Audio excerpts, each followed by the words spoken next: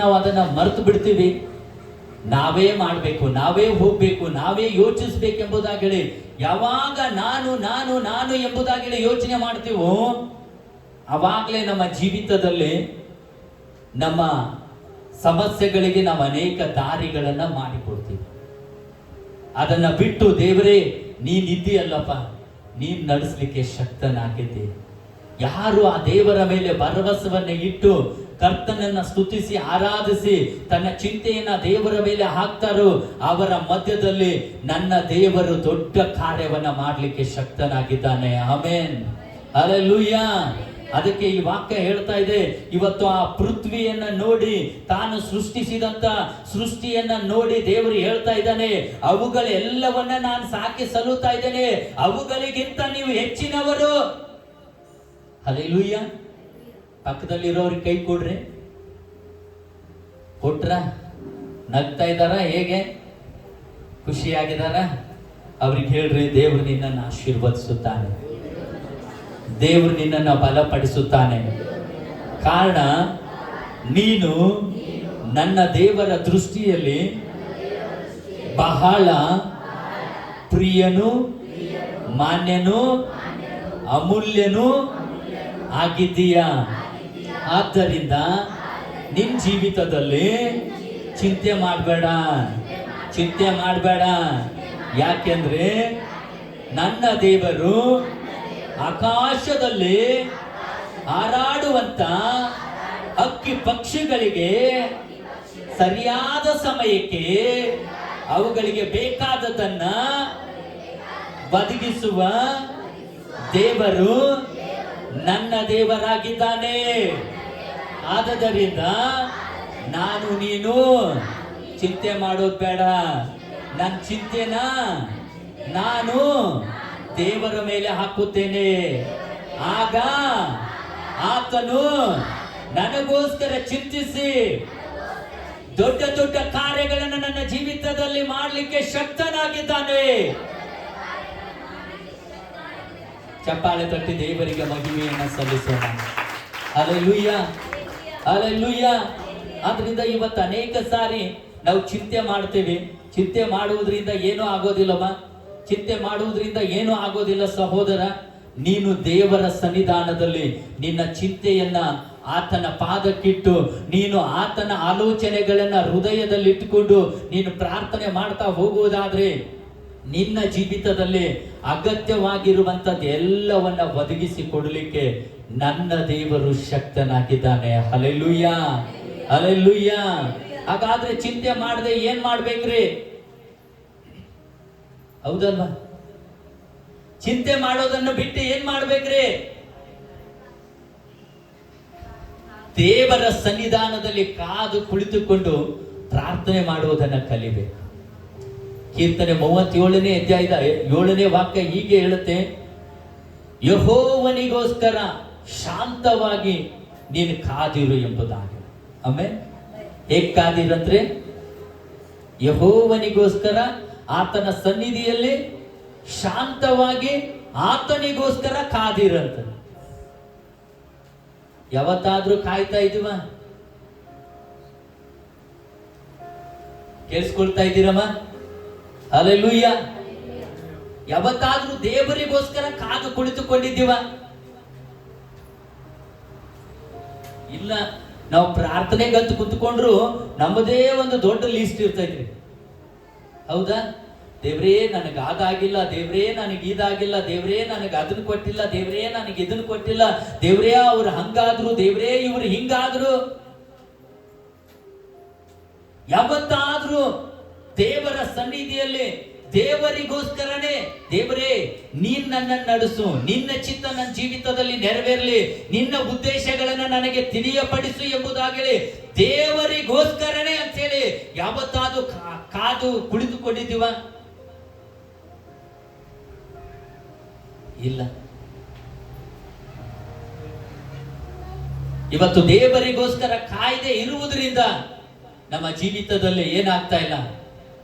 ಲೌಕಿಕವಾದಂತ ಹೋರಾಟಗಳು ಜಾಸ್ತಿ ಆಗ್ತಾ ಇದೆ, ಚಿಂತೆಗಳು ಜಾಸ್ತಿ ಆಗ್ತಾ ಇದೆ. ಭಾರಗಳು ಜಾಸ್ತಿ ಆಗ್ತಾ ಇದೆ, ವೇದನೆಗಳು ಜಾಸ್ತಿ ಆಗ್ತಾ ಇದೆ, ಸಂಕಟಗಳು ಜಾಸ್ತಿ ಆಗ್ತಾ ಇದೆ, ಬಲಹೀನಗಳು ಜಾಸ್ತಿ ಆಗ್ತಾ ಇದೆ, ರೋಗಗಳು ಜಾಸ್ತಿ ಆಗ್ತಾ ಇದೆ, ಕೊರತೆಗಳು ಜಾಸ್ತಿ ಆಗ್ತಾ ಇದೆ, ಇಕ್ಕಟ್ಟುಗಳು ಬಹಳ ನಮ್ಮನ್ನ ಹಿಂಬಾಲಿಸ್ತಾ ಇದೆ. ಸೈತಾನನು ಯಾವಾಗಲೂ ನಮ್ಮ ಜೀವಿತದಲ್ಲಿ ಅನೇಕ ವಿಧವಾದ ಹೋರಾಟಗಳನ್ನ ತಂದು ನಾವು ಬೀಳುವಂತೆ, ನಾವು ಸೋತು ಹೋಗುವಂತೆ ಆತನ ಮಾಡ್ತಾ ಇದ್ದಾನೆ.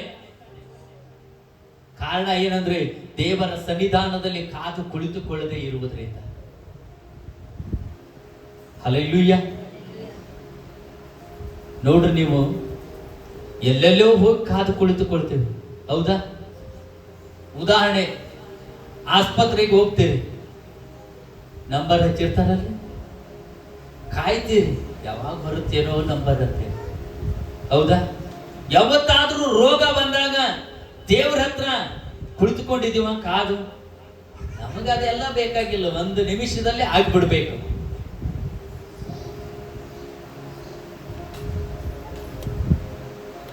ನೋಡ್ರಿ, ನಾವು ಆಸ್ಪತ್ರೆಯಲ್ಲಿ 2-3 ದಿನ ಅಡ್ಮಿಟ್ ಆಗ್ಲಿಕ್ಕೆ ರೆಡಿ ಇದೀವ್ರಿ. ಯಾವತ್ತಾದ್ರೂ ಒಂದು ದಿನ ದೇವರ ಸನ್ನಿಧಾನದಲ್ಲಿ ಸತ್ರು ಸಾಯ್ತೀನಿ ಅಂತ ಹೇಳಿ ಬಂದು ಯಾವತ್ತಾದ್ರೂ ನಿಂತುಕೊಂಡಿದೀವ ದೇವಾಲಯದಲ್ಲಿ?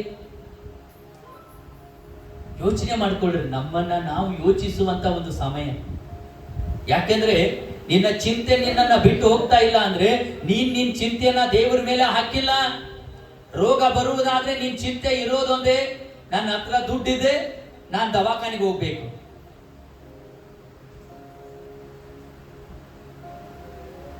ನಿನಗೆ ಕೊರತೆಗಳು ಸಂಭವಿಸುವಾಗ ನನಗೆ ಕೆಲಸ ಇದೆ, ನಾನು ಕೆಲಸ ಮಾಡಿದ್ರೆ ನನ್ನ ಕೊರತೆಗಳು ತೀರುತ್ತೆ ಎಂಬುದಾಗಲೇ ಅನೇಕ ಸಾರಿ ನೀನು ಅನ್ಕೊಂಡು ದೇವರನ್ನ ಕಾಯಿಸ್ತಾ ಇರುವುದರಿಂದ ಇವತ್ತು ಅನೇಕ ಕಷ್ಟ ನಷ್ಟಗಳಿಗೆ ಇವತ್ತು ನಾನು ನೀನು ಗುರಿಯಾಗುವಂತದ್ದನ್ನ ಇವತ್ತು ನಾವು ನೋಡ್ತಾ ಇದ್ದೇವೆ ಪ್ರಿಯರೇ. ಹಲ್ಲೆಲೂಯಾ. ಯೋಚನೆ ಮಾಡಿ ನೋಡ್ರಿ, ಯಾವತ್ತಾದ್ರೂ ಕಾದು ಕುಳಿತುಕೊಂಡಿದ್ದೀವ? ಬಸ್ಸಿಗೋಸ್ಕರ ಕಾಯ್ತೀವಿ, ಹೌದಾ? ಟ್ರೈನಿಗೋಸ್ಕರ ಕಾಯ್ತಾ ಇದ್ದೀವಿ. ದೇವರ ಸನ್ನಿಧಾನದಲ್ಲಿ ಬಂದು ಕಾದು ಕುಳಿತುಕೊಂಡು ಇವತ್ತೇನೋ ದೇವರನ್ನ ಸ್ತುತಿಸ್ಬೇಕಂತ ಆಲೋಚನೆ ಬಂದಿದೆ. ಎಲ್ಲಿದ್ ಬಿಡ್ರಿ ಪಾಸ್ಟ್ರೆ, ರವಿವಾರ ಒಂದು ದಿನ ಬಂದು ಹೋಗಾಕನ ನಮಗೇನಾಗ್ತಾ ಇದೆ, ತಲೆ ಮ್ಯಾಲ ಅದೇನ್ ಕ್ವಾನ ಕುರಿ ಬಿದ್ದು ಹೋಗ್ತಾವಂತಾರಲ್ಲ, ಹಂಗಾಗ್ಬಿಡ್ತಾ ಇದೆ. ಯೋಚಿಸ್ರಿ ಪ್ರಿಯರೇ, ದೇವರಂದ್ರೆ ನಾವು ಬಹಳ ದೇವರನ್ನ ಕೇರ್ಲೆಸ್ ಆಗಿ ನೋಡ್ತಾ ಇದ್ದೀವಿ ಅನೇಕರು. ಅದಕ್ಕೆ ಹೋರಾಟಗಳು ಜಾಸ್ತಿ. ಆಮೇನ್. ದೇವರೊಟ್ಟಿಗೆ ನೀನಿರುವುದಾದ್ರೆ ದೇವರಾತ್ಮನು ಹೇಳ್ತಾನೆ, ಲೋಕದಲ್ಲಿರುವವನಿಗಿಂತಲೂ ನನ್ನಲ್ಲಿರುವಂತವನು ದೊಡ್ಡವನಾಗಿದ್ದಾನೆ ಎಂಬುದಾಗಲಿ. ಕಳೆದ ದಿನ ನಾನೊಂದು ಫೋಟೋ ಸ್ಟೇಟಸ್ ಇಟ್ಟಿದ್ದೆ. ಒಬ್ಬ ಹಿರಿಯ ಸೇವಕರು ಈ ಲೋಕದ ಯಾತ್ರೆಯನ್ನ ಮುಗಿಸಿ ಅವರ ಜೀವಿತದ ಯಾತ್ರೆಯಲ್ಲಿ ಅವರು ನಡೆಸಿದಂತ ಕೆಲವೊಂದು ಹೋರಾಟಗಳಲ್ಲಿ ಕರ್ತನು ಮಾಡಿದಂತ ಆ ಕೃಪೆಯನ್ನ ನೆನೆಸಿ ಅನೇಕರು ಆ ಸ್ಟೇಟಸ್ ಅನ್ನ ಇಟ್ಟಿದ್ರು. ಸಾವು ಹತ್ರ ಇದೆ, ಆದ್ರೂ ಪೆನ್ನು ಬುಕ್ ಅನ್ನ ತೆಗೆದುಕೊಂಡು ಕರ್ತನ ನಾಮವನ್ನ ಮಹಿಮೆ ಪಡಿಸ್ತಾ ಇದ್ದಾರೆ. ಹಲ್ಲೆಲೂಯಾ.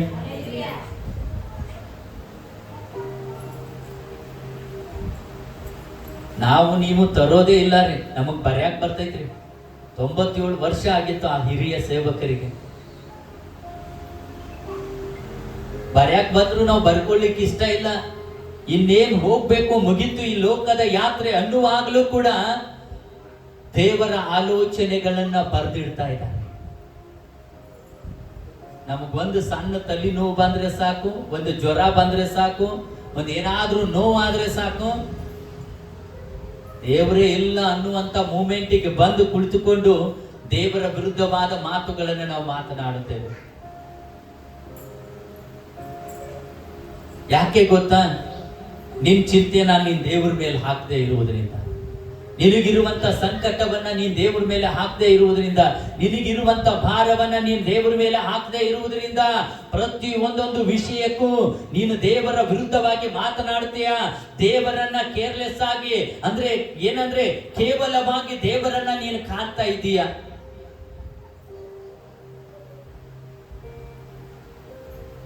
ದೇವ್ರು ಹೇಳಿದ್ರು ನಾವು ದೇವ್ರ ಮಾತನ್ನ ಕೇಳ್ತಾ ಇಲ್ಲ. ಚಿಂತೆನ ನನ್ನ ಮೇಲೆ ಹಾಕ್ರಿ ಎಂಬುದಾಗಿ ಹೇಳುವುದಾದ್ರೆ, ಯಾಕೆ ಸ್ವಾಮಿ ನಿನ್ ಮೇಲೆ ಹಾಕ್ಬೇಕು, ನಾನೇ ಇದೀನಲ್ವಾ?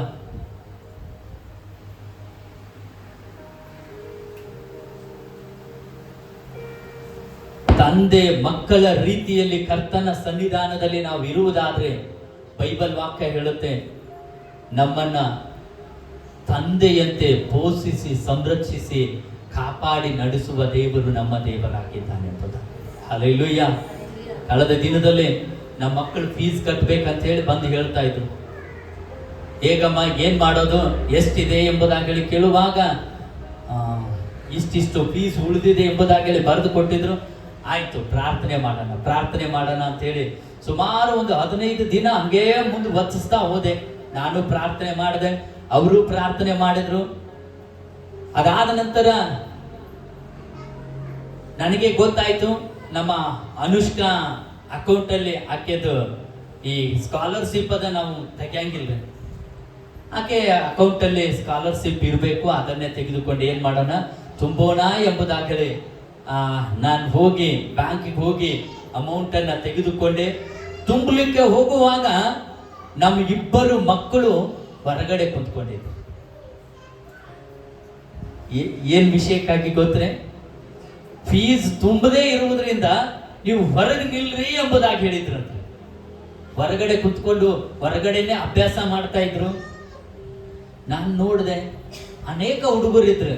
ನಾನೆಲ್ಲಿ ಒಳಗಡೆ ಏನೋ ಜಾಗ ಇಲ್ದಿರೋದ್ರಿಂದ ಹೊರಗಡೆ ಕೂಡಿಸಿರ್ಬೇಕು ಇಬ್ಬರನ್ನು ಅಂತೇಳಿ ಅನ್ಕೊಂಡು ಫೀಸ್ ತುಂಬದೆ ನಾನು ಬಂದೆ.